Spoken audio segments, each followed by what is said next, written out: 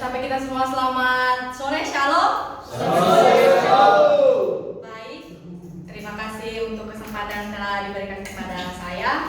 Langsung saja kita akan membacakan kebenaran firman Tuhan kita yang terambil dari 1 Tesalonika 5 ayatnya yang ke-12 sampai ke-22.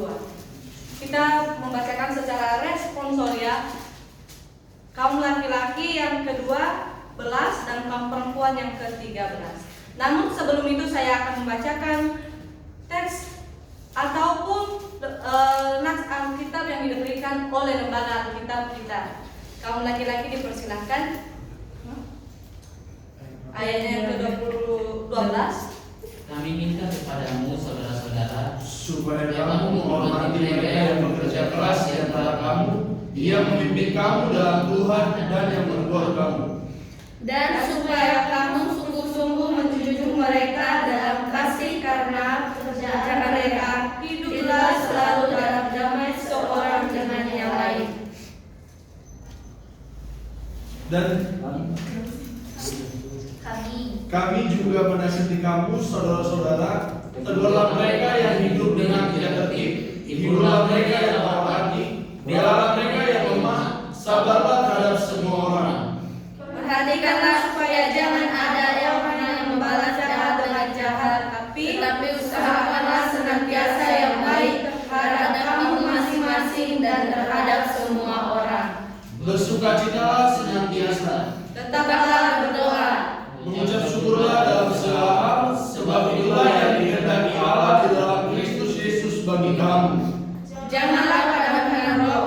Dan janganlah angkat rendah membuat-buat. Pujilah segala sesuatu dan segalanya yang baik. Sama-sama. Jauhkanlah dirimu dari segala jenis kejahatan. Amin. Amin. Baik, mungkin firman Tuhan ini tidak asing lagi bagi kita.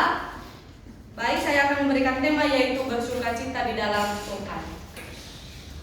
Bagaimana orang yang sudah memiliki sukacita di dalam Tuhan, yaitu dia tidak memiliki yang namanya keraguan hati ataupun kesedihan hati, di mana di Amsal berkata hati yang gembira adalah obat. Jadi untuk saudara-saudara yang terkasih di dalam nama Tuhan Yesus, Tuhan mengajarkan kita bagaimana hidup bersukacita di dalam Tuhan. Yang pertama yaitu berdamai, di mana Rasul Paulus sendiri yang mengatakan di jemaat di Efesus yaitu hidup dalam damai. Berdamai di mana dikatakan di ayatnya yang ke-13, dan supaya kamu sungguh-sungguh menjunjung mereka dalam kasih karena pekerjaan mereka, hiduplah selalu dalam damai seorang dengan yang lain. Kenapa Rasul Paulus mengatakan ini kepada jemaat-jemaatnya, yaitu karena mungkin pada saat ini ataupun pada saat itu Rasul Paulus belum memiliki yang namanya kedamaian, di mana pada dulunya adalah orang yang sangat keji, yang tidak memiliki kedamaian. Makanya Rasul Paulus mengajarkan kita ataupun mengajarkan jemaat-jemaat di Tesalonika bahwa hiduplah dalam damai. Orang yang hidup di dalam damai, dia akan memiliki ketenangan jiwa. Dia tidak meragukan ataupun dia tidak memiliki masalah, biarpun dia dianiaya ataupun biarpun dia dicemooh. Tetapi kalau dia memiliki kedamaian, segala perkataan yang tidak sesuai di hadapan Tuhan, dia akan memiliki ataupun menerima dengan damai. Terus yang kedua, yaitu berdoa. Berdoa adalah nafas kehidupan bagi orang Kristen maupun bagi kita sekarang ini, yaitu percayalah kepada Tuhan. Biarlah segala hidup kita ataupun berdoa ini adalah perkataan ataupun cara kita untuk mendekatkan diri di hadapan Tuhan. Bisa kita lihat dari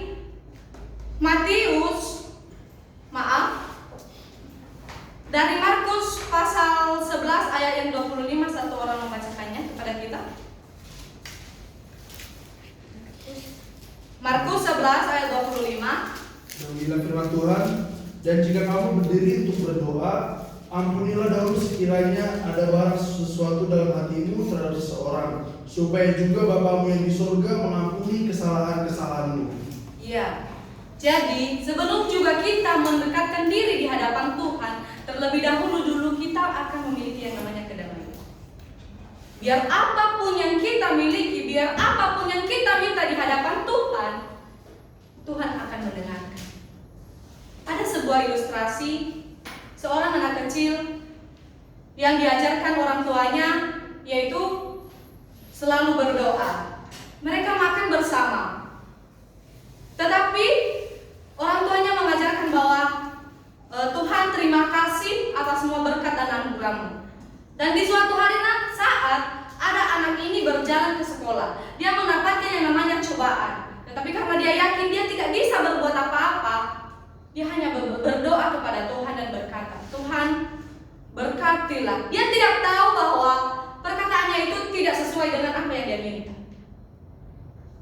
Tetapi apa yang terjadi? Tuhan tidak pernah berkata bahwa aku tidak menolongmu karena kamu berkata bahwa Tuhan berkatilah. Padahal yang dia minta adalah pertolongan.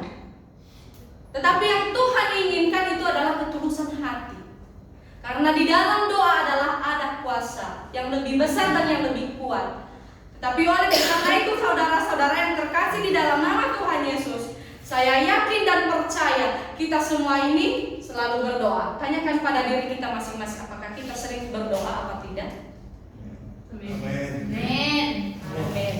Dan oleh karena itu saudara-saudara yang terkasih di dalam nama Tuhan Yesus, saya yakin dan percaya kita selalu berdoa. Walaupun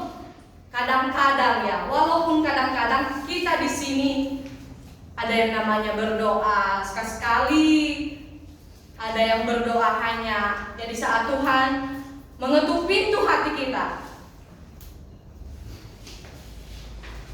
Dan firman Tuhan, bagaimana cara kita memiliki yang namanya kedamaian, sukacita, yaitu selalu yang namanya bersukacita, berdamai dan berdoa. Dan yang ketiga adalah bersyukur.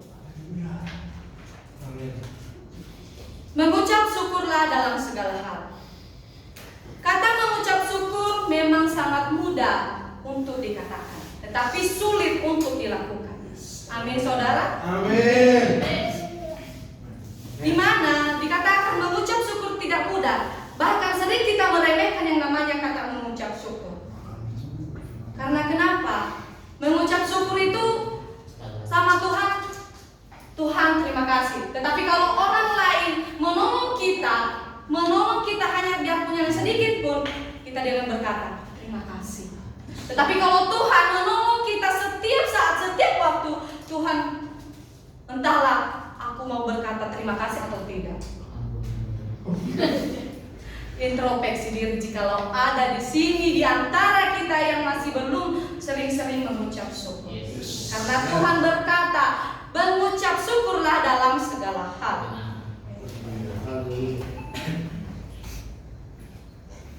Ada sebuah ilustrasi saudara-saudara yang terkasih di dalam nama Tuhan Yesus, yaitu seorang ayah yang menerima ataupun yang mendengarkan anaknya tidak naik kelas. Ayahnya tidak memarahi anaknya, bahkan anaknya disuruh makanlah dengan bapak. Tetapi anaknya berkata, saya tidak mau, saya malu karena saya tidak bisa membanggakan orang tua. Tetapi kata orang tuanya berkata, bersyukurlah dalam segala hal. Apapun yang kamu dapatkan, apapun yang kamu miliki, tetaplah bersukacita. Ataupun bersyukur. Karena kenapa? Di dalam bersyukur, kamu yakin pasti bisa. Dengan kata lain, orang tua ini tidak